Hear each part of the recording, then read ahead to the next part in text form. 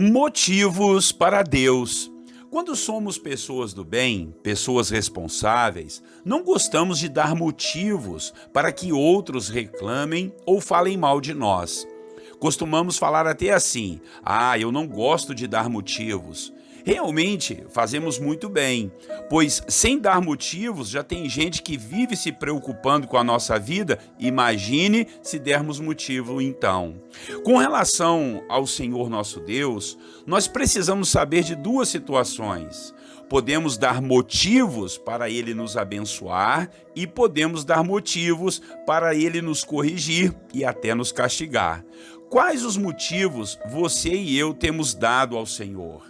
Desde já, quero te dizer que Deus age mediante os motivos que damos a Ele. Claro que Ele é soberano e faz o que quer, mas Ele decidiu agir de acordo com as nossas atitudes. Fique comigo e vamos aprender um pouco mais sobre isso, sobre este assunto em nossa devocional de hoje. Muito bom dia, meus irmãos, a paz do Senhor Jesus. Pastor Clodoaldo aqui e muito feliz por cada dia estar chegando mais e mais irmãos à nossa corrente de fé, oração e aprendizado da palavra. Seja muito bem-vindo. Olha só, a devocional de hoje terá o tema do seguinte: motivos para Deus. Vamos ler o texto bíblico que está lá em Ezequiel, capítulo 14, os versículos 21 ao 23. Acompanhe comigo a leitura da palavra.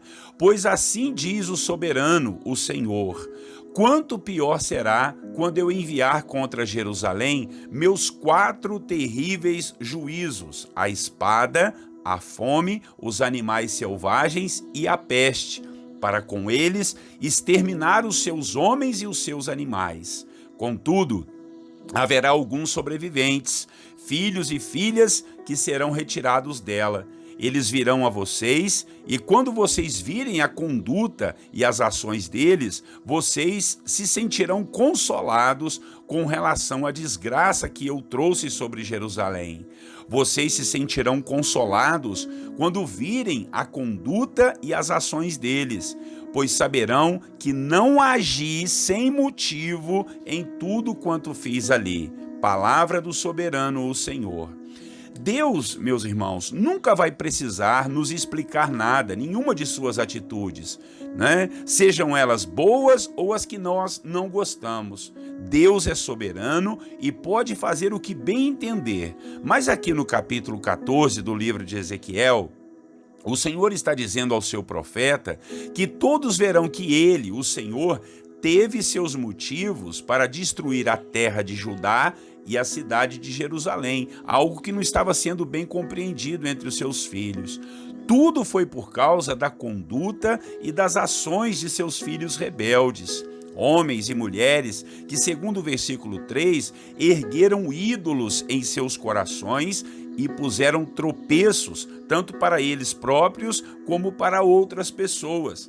Esses filhos rebeldes ainda chegavam aos pés de Ezequiel e lhe pediam para que ele profetizasse a respeito deles e da nação. Sinceramente, era muita cara de pau, conforme nós dizemos hoje em dia, né? Era muito cinismo. Viviam adorando imagens de esculturas, viviam em prostituições, até mesmo dentro do templo do Senhor, viviam na corrupção, sempre afrontando a santidade do Senhor, e agora estavam querendo uma palavra do profeta, uma palavra que pudesse melhorar a moral deles diante do povo. O Senhor foi contundente com Ezequiel. O Senhor disse que não iria dar palavra nenhuma a esses cínicos que levaram milhares de pessoas ao pecado. Todos eles iriam perecer. Mas o Senhor disse que iria salvar muitos daquela destruição para reconstruir um povo que o adorasse de verdade.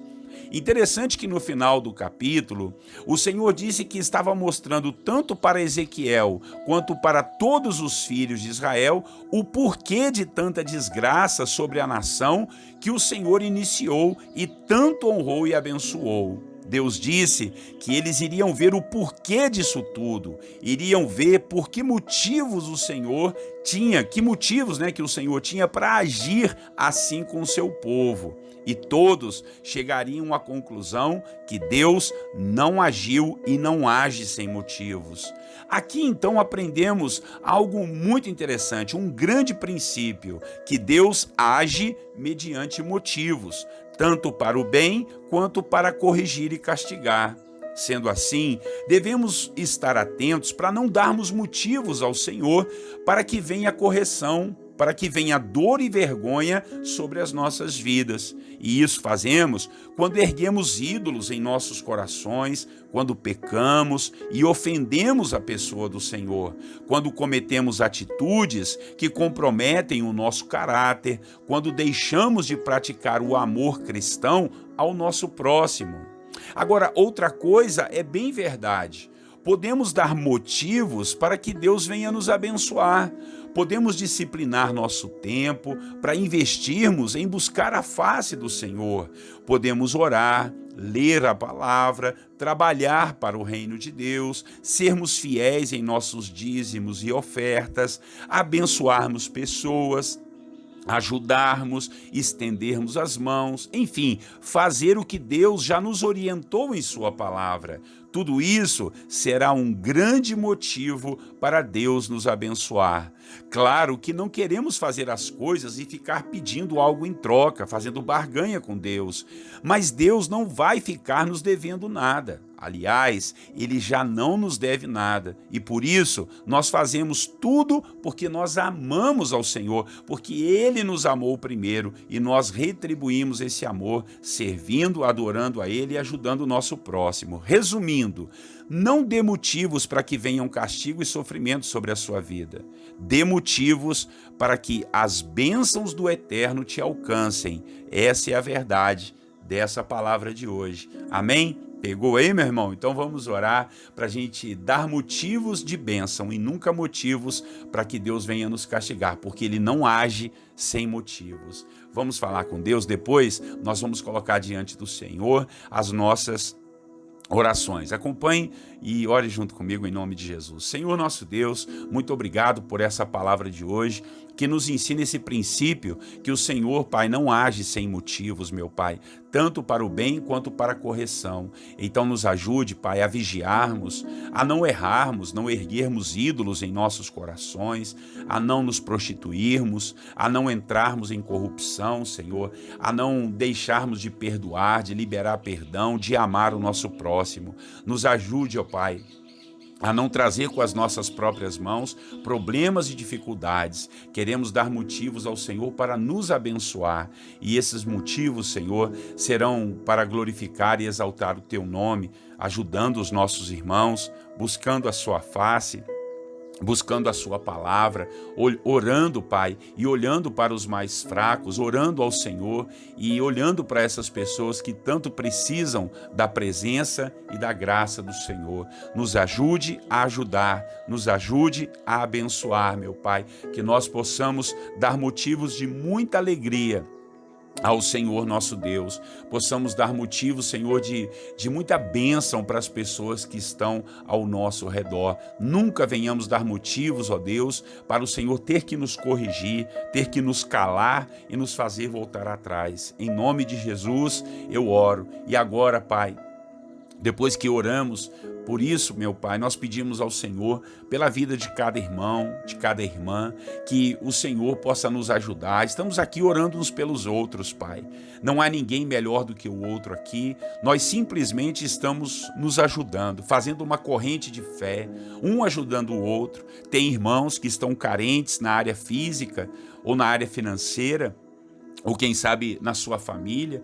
Outros, meu Pai, estão carentes espirituais, carentes emocionais, e nós estamos aqui para ajudar, abençoar uns aos outros, pedir ao Senhor que nos fortaleça, que nos ajude e derrame suas ricas e abundantes bênçãos sobre nós, seja com aqueles irmãos que estão adoentados, aqueles irmãos que estão desanimados, né, Pai? Hoje, como há pessoas hoje desanimadas, pessoas pensando em desistir, jogando tudo para o alto, deixando de acreditar, deixando de ter fé, deixando, ó Deus, de confiar no Senhor, ou de, ó Deus, ter esperança na família, ter esperança nas pessoas. Ó Deus, hoje todo mundo às vezes joga tudo no mesmo balaio e sai, ó Deus, esperneando, sai fazendo pirraça, meu Deus, sai blasfemando, murmurando. Que isso não seja com o meu irmão e a minha irmã, mas nós estejamos guardados pelo poder do Teu Espírito Santo. Venha nos ajudar, derrama sobre nós a Sua paz, a paz que excede todo entendimento humano. O Senhor diz que nós teríamos aflições, sofreríamos perseguições, iriam nos caluniar, nos difamar, mas era para a gente ter bom ânimo, porque se o Senhor venceu o mundo, nós também vamos vencer. Em Ti, Jesus, nós somos mais do que vencedores nessas coisas tão fúteis aqui da terra. A nossa esperança está no céu, a nossa esperança está no Senhor. Por isso nós oramos, entregamos nossas vidas ao Senhor, pedimos a Ti que abençoe nossas famílias, o marido, a esposa, os filhos, os parentes. Toma em Tuas mãos, Senhor, cada vida, cada alma, cada servo, cada serva. Oro, Deus, pelos missionários, pelos pastores, pelos evangelistas, pelos apóstolos. Ó Deus, por todos aqueles que estão buscando a Sua face, fazendo a Sua obra, pelos servos, meu Pai, aquelas pessoas que nem têm cargo nenhum na igreja, mas Te servem com tanto amor e carinho. Oro por aqueles que estão ajudando os mais fracos, nos orfanatos, nos asilos, nos hospitais, meu Pai, às vezes pelas ruas afora aí, Jesus, ajudando, estendendo a mão, que o Senhor possa dar força e condições para que todos nós possamos trabalhar e dar motivos ao Senhor de alegria, motivos de muita bênção que virão sobre nós, ó meu Pai. Em nome de Jesus, assim nós oramos e abençoamos esse dia de todos os irmãos e irmãs que estão nessa corrente de fé e oração, que cada dia chegue mais. Possamos, ó Deus, ser motivados pelo Senhor a compartilhar esse vídeo, essa mensagem, para que chegue ao coração de mais irmãos. Obrigado por tudo, assim nós oramos, em nome de Jesus, o nosso Salvador. Amém.